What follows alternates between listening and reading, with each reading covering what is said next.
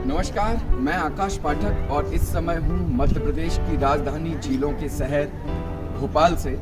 और एमपीपीएससी 2019 के संबंध में कुछ प्रश्न थे जो मध्य प्रदेश विधानसभा में लगाए थे। आज 15 मार्च 2023 वाला महत्वपूर्ण है। आपको अवगत कराना चाहता हूँ कि मध्य प्रदेश के पूर्व मंत्री वर्तमान विधायक श्री सज्जन वर्मा जी के माध्यम से प्रश्न लगाए गए थे और मध्य प्रदेश विधानसभा में सामान्य प्रशासन मंत्रालय से इन प्रश्नों का जवाब मांगा गया था। और इसका प्रकार है कि क्या मुख्यमंत्री महोदय यह बताने की कृपा करेंगे कि प्रश्न नंबर फर्स्ट, एमपीपीएससी और सामान्य प्रशासन विभाग ने एमपीपीएससी 2019 के संदर्भ में माननीय हाईकोर्ट के 7 अप्रैल 2022 के जजमेंट के बाद 10 अक्टूबर 2022 को घोषित प्रारंभिक परीक्षा परिणाम के साथ सभी 13,176 विद्यार्थियों की मुख्य परीक्षा आयोजित करवाने का आदेश पारित किया गया था। यदि हाँ, तो क्या अब एमपीपीएससी केवल 2721 विद्यार्थियों की मुख्य परीक्षा ही करवा रही है? यदि हाँ, तो क्यों? ये पहला प्रश्न था मध्य प्रदेश की विधान। प्रश्न नंबर तीसरा था कि एमपीपीएससी 2019 परीक्षा सिविल सर्विस नियम 2015 के अनुरूप होना है। माननीय हाईकोर्ट की सिंगल बेंच ने विशेष मुख्य परीक्षा आयोजित करवाने के आदेश दिए हैं और स्केलिंग तथा नॉर्मलाइजेशन के आधार पर परिणाम जारी करने को कहा है, जबकि सिविल सर्विस नियम 2015 में विशेष मुख्य परीक्षा स्केलिंग नॉर्मलाइजेशन आदि का प्रावधान नहीं है। इसके बावजूद एमपीपीएससी कैसे और किस नियम के तहत 15 अप्रैल से 20 अप्रैल 2023 के बीच मुख्य परीक्षा करवाने जा रही है? यानी कि प्रश्न स्पष्ट है कि जब सिविल सर्विस नियम 7 अप्रैल 2022 को याचिका नंबर 542/2021 में माननीय हाईकोर्ट ने स्पष्ट कर दिया था कि अनअमेंडेड रूल सिविल सर्विस रूल्स 2015 के अकॉर्डिंग कंडक्ट एंड कंप्लीट कराना है आपको इस एग्जाम को। बावजूद इसके जब उसमें लगाया गया था, इसके लिए मैं माननीय पूर्व मंत्री वर्तमान विधायक सज्जन सिंह वर्मा जी का धन्यवाद करता हूँ, सभी विद्यार्थियों की तरफ से धन्यवाद करता हूँ। और से आप लोग इसको सुनिएगा कि इसमें जवाब दिया गया है माननीय मुख्यमंत्री जी के द्वारा, और वो जवाब ये है कि वस्तुतः राज्य सेवा परीक्षा 2015 के नियम में स्केलिंग नॉर्मलाइजेशन और विशेष परीक्षा आयोजित करने का प्रावधान नहीं है। नमस्कार, मैं आकाश पाठक और इस समय हूँ मध्य प्रदेश की राजधानी झीलों के शहर भोपाल से। और एमपीपीएससी 2019 के संबंध में एक महत्वपूर्ण जानकारी थी। मैंने सोचा कि इसी समय पे आपको अवगत कराना बहुत आवश्यक है। और मध्य प्रदेश की सियासत का एक गढ़ है जहाँ से मध्य प्रदेश के लोगों के जीवन को तय करने के लिए कानूनों का निर्माण होता है कि आपका अनुशासित जीवन किस प्रकार से बनाना चाहिए। उसी के संदर्भ में हमने एमपीपीएससी 2019 के संबंध में कुछ प्रश्न थे जो मध्य प्रदेश विधानसभा में लगाए थे। आज 15 मार्च 2023 को मध्य प्रदेश विधानसभा में उन प्रश्नों के उत्तर जारी किए गए हैं जो कि आपके लिए बहुत ही ज़्यादा महत्वपूर्ण है। आपको अवगत कराना चाहता हूं कि मध्य प्रदेश के पूर्व मंत्री वर्तमान विधायक श्री सज्जन वर्मा जी के माध्यम से प्रश्न लगाए गए थे और मध्य प्रदेश विधानसभा में सामान्य प्रशासन मंत्रालय से इन प्रश्नों का जवाब मांगा गया था और इसका जवाब लिखित रूप में मिल चुका है। सबसे पहले मैं आपको अवगत कराना चाहूँगा कि वो कौन से प्रश्न थे एमपीपीएससी 2019 से संबंधित जिनको मध्य प्रदेश की विधानसभा में लगाया गया था। 4 प्रश्न थे जो कि मध्य प्रदेश विधानसभा में लगाए गए थे। पहला प्रश्न मैं आपको बताता हूं, सबसे पहले 4 प्रश्नों को बताऊंगा कि वो कौन कौन से प्रश्न थे। तो सबसे पहला जो प्रश्न था वो ये था एमपीपीएससी 2019 से संबंधित कि क्या मुख्यमंत्री महोदय, चूँकि सामान्य प्रशासन मंत्रालय जो है वो वर्तमान में मुख्यमंत्री के पास में है, इसलिए ये सामान्य प्रशासन मंत्रालय के संबंध में लगाया गया था और मुख्यमंत्री के ही इसमें जवाब है। तो पहला प्रश्न जो था वो इस प्रकार है कि क्या मुख्यमंत्री महोदय यह बताने की कृपा करेंगे कि प्रश्न नंबर फर्स्ट, एमपीपीएससी और सामान्य प्रशासन विभाग ने एमपीपीएससी 2019 के संदर्भ में माननीय हाईकोर्ट के 7 अप्रैल 2022 के जजमेंट के बाद 10 अक्टूबर 2022 को घोषित प्रारंभिक परीक्षा परिणाम के साथ सभी 13,176 विद्यार्थियों की मुख्य परीक्षा आयोजित करवाने का आदेश पारित किया गया था। यदि हाँ, तो क्या अब एमपीपीएससी केवल 2721 विद्यार्थियों की मुख्य परीक्षा ही करवा रही? यदि हाँ, तो क्यों? ये पहला प्रश्न था मध्य प्रदेश की विधानसभा में। एमपीपीएससी से संबंधित दूसरा प्रश्न जो था, हो सकता है कि आपको थोड़ी सी आवाज़ से परेशानी आ सकती है क्योंकि इस समय हम भोपाल में पुलिस हेडक्वार्टर्स के पास में हैं, तो यहाँ पे आवागमन बना हुआ है। प्रश्न नंबर दूसरा लगाया गया था कि जब सरकार और एमपीपीएससी के नियम अनुरूप विधि विशेषज्ञों से 6 माह तक विधिक सलाह ली थी, फिर सबकी परीक्षा करवाने का निर्णय लिया गया था, तो रीमेंस करवाने हेतु माननीय न्यायालय में आवश्यक तथ्यों को क्यों नहीं रखा गया? यानी कि 10 अक्टूबर 2022 को जब माननीय हाईकोर्ट के निर्देश के अनुसार मुख्य परीक्षा आयोजित करवाने का निर्णय लिया गया था, तो क्यों मध्य प्रदेश लोक सेवा आयोग और मध्य प्रदेश सरकार ने हाईकोर्ट में इसका जवाब सही से पेश नहीं किया?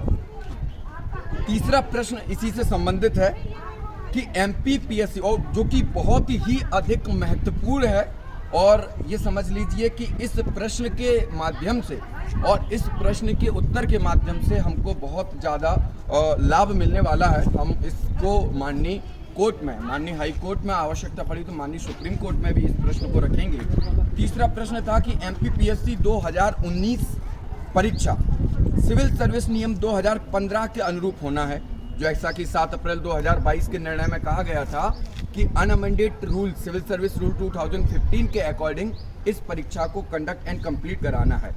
तो ये जो प्रश्न है कि एमपीपीएससी 2019 परीक्षा सिविल सर्विस नियम 2015 के अनुरूप होना है, माननीय हाईकोर्ट की सिंगल बेंच ने विशेष मुख्य परीक्षा कराने के आदेश दिए हैं और स्केलिंग तथा नॉर्मलाइजेशन के आधार पर परिणाम जारी करने को कहा है, जबकि सिविल सर्विस नियम 2015 में विशेष मुख्य परीक्षा, स्केलिंग आदि का प्रावधान नहीं है। इसके बावजूद एमपीपीएससी कैसे और किस नियम के तहत 15 अप्रैल से 20 अप्रैल 2023 के बीच मुख्य परीक्षा आयोजित करवाने जा रही है? इसी श्रृंखला में एमपीपीएससी से रिलेटेड चौथा प्रश्न जो विधानसभा में लगाया गया है वो इस प्रकार से है कि एमपीपीएससी सभी परीक्षाओं के परिणाम किस फॉर्मूले के तहत जारी कर रही है? यदि जीएडी के 87-13% फॉर्मूले के आधार पर जारी कर रही है, जो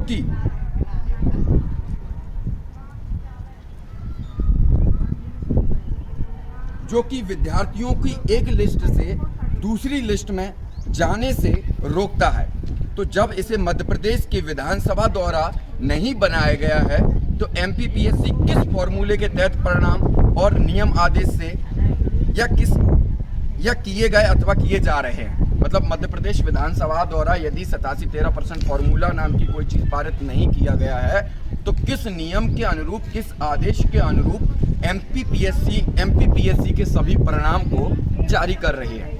तो ये जो 4 प्रश्न थे वो मध्य प्रदेश लोक सेवा आयोग की परीक्षा 2019 की संबंधित थे, सिविल सर्विस एग्जाम 2019 से संबंधित थे, जो कि माननीय पूर्व मंत्री वर्तमान विधायक सज्जन सिंह वर्मा जी के द्वारा दायर किए गए थे मध्य प्रदेश विधानसभा में। आज 15 मार्च 2023 को मध्य प्रदेश की विधानसभा का अभी चूंकि बजट सत्र चल रहा है, इस दौरान इसका जवाब आया है। इस जवाब पे हम एक एक प्रश्नों से आपके उत्तर को बताते हैं कि क्या क्या जवाब मध्य प्रदेश की विधानसभा के द्वारा दिए गए हैं। आपको एक चीज और स्पष्ट करना चाहता हूं कि विधानसभा एक ऐसी जगह होती है जहां से नियम कानूनों का निर्माण होता है और इसके दिए गए जवाब बहुत ही महत्वपूर्ण होते हैं क्योंकि वो सरकार के आधिकारिक जवाब होते हैं।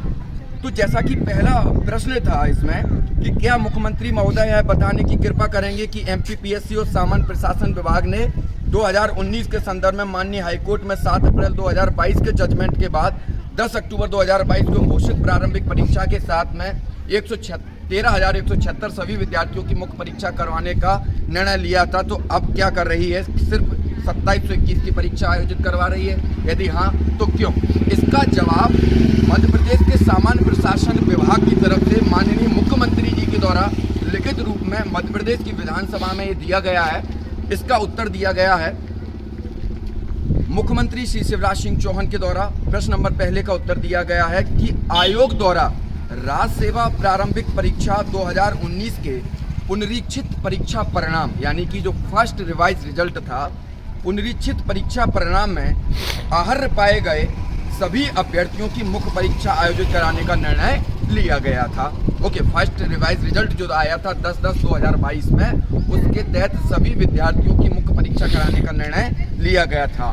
किंतु माननीय उच्च न्यायालय के आदेश दिनांक 7/4/2022 के पश्चात इस संबंध में माननीय उच्च न्यायालय में याचिका नंबर 23/828/2022 के पारित निर्णय में दिनांक 29/11/2022 एवं अपील WA 1706/2022 में पारित निर्णय 25/1/2023 के परिपालन में केवल नवीन अर्ह अभ्यर्थियों की परीक्षा आयोजित की जा रही है। यानी माननीय मुख्यमंत्री महोदय ने यहाँ पर जवाब दिया है कि पहला जो रिवाइज रिजल्ट था उसके अनुसार सभी विद्यार्थियों की मुख्य परीक्षा आयोजित की जा रही थी, किंतु हाईकोर्ट में एक अन्य याचिका दायर होने के पश्चात और उसमें पारित आदेश के अनुसार सिर्फ अर्ह पाए गए केवल नवीन विद्यार्थियों की परीक्षा आयोजित की जा रही है। यानी कि केवल कोर्ट के निर्देश पर यह किया जा रहा है।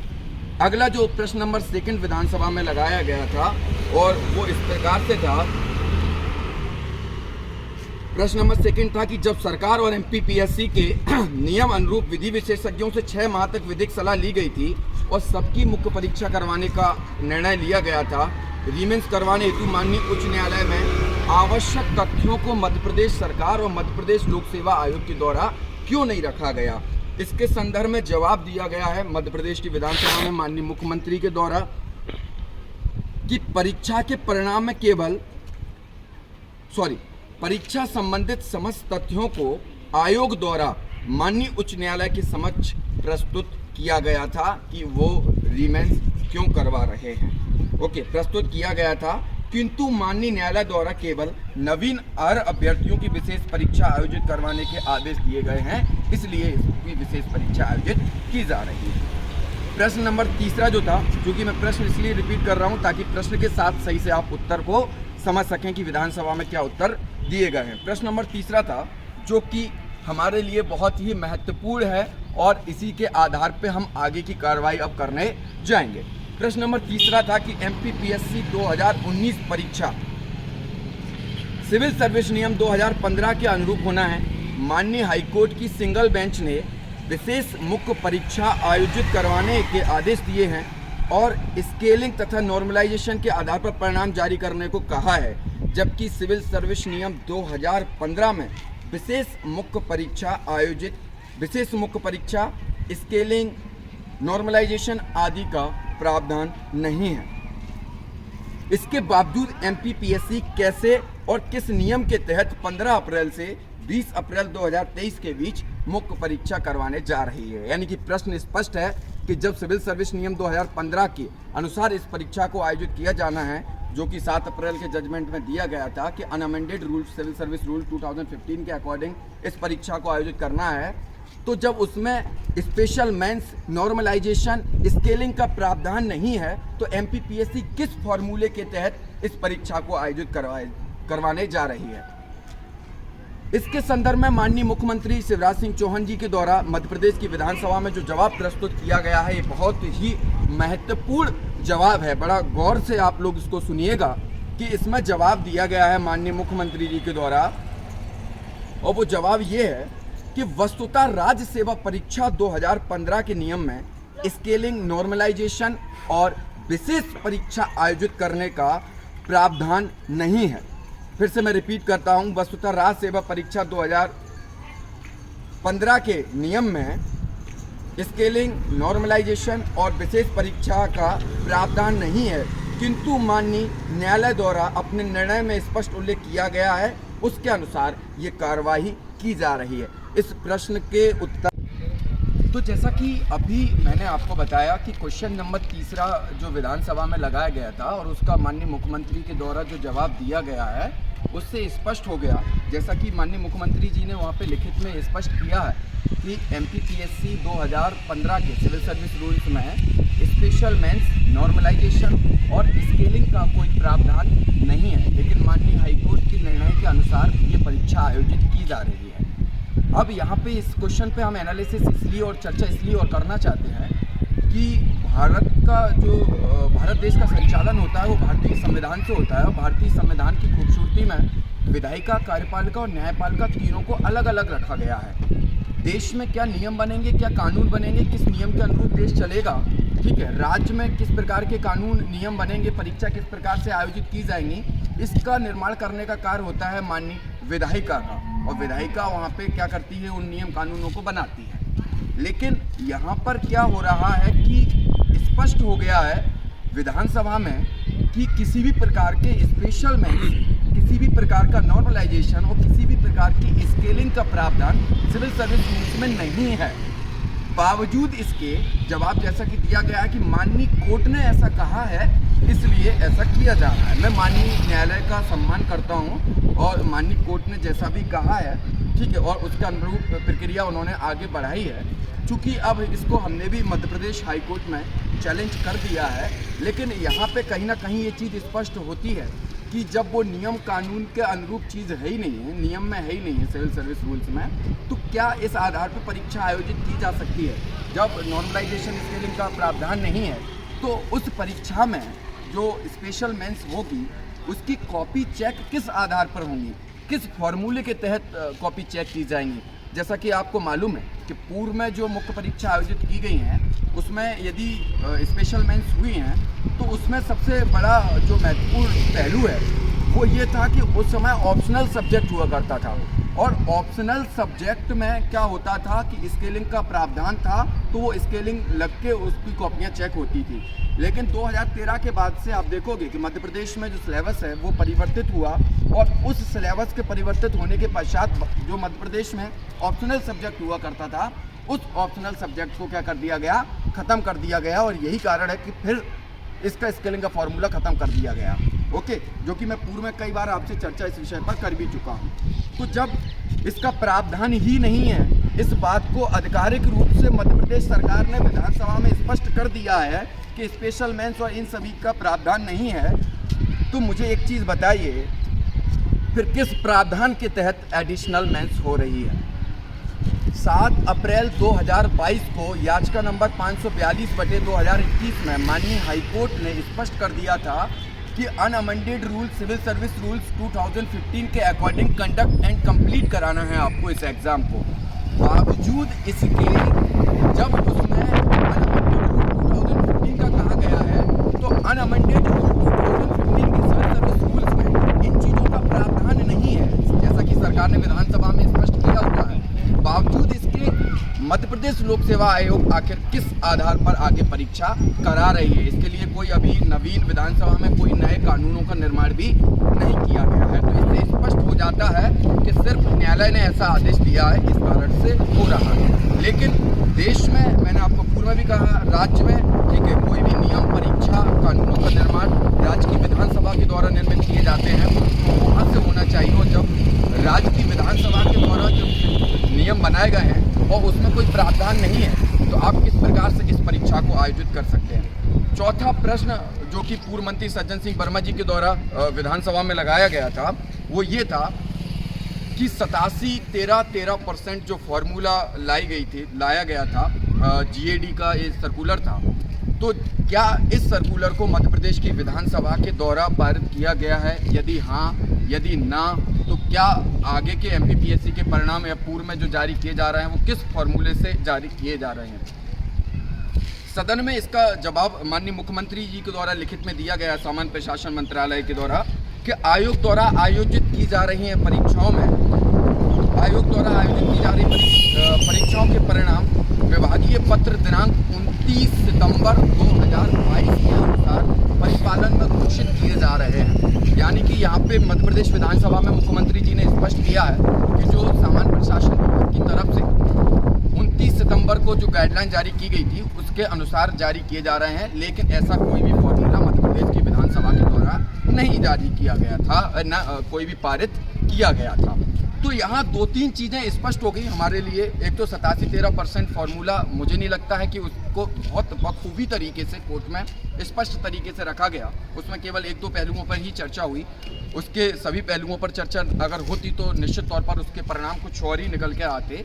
लेकिन उस फार्मूले को विधानसभा के द्वारा पारित नहीं किया गया और उसके इम्प्लीमेंटेशन में बहुत सारी प्रॉब्लम्स जो है वो आज भी बनी हुई हैं कि एक व्यक्ति को आप एक ही लिस्ट में सीमित कर रहे हैं, उसको दूसरी लिस्ट में शामिल नहीं कर रहे हैं। ये बड़ा ही दुर्भाग्य का विषय है कि कोई भी व्यक्ति जो है वो एक लिस्ट से दूसरी लिस्ट में नहीं जा सकता है। भारतीय संविधान के अनुच्छेद 14 में राइट टू इक्वलिटी में हर विद्यार्थी को 100% प्रतिस्पर्धा में भाग लेने का अधिकार है।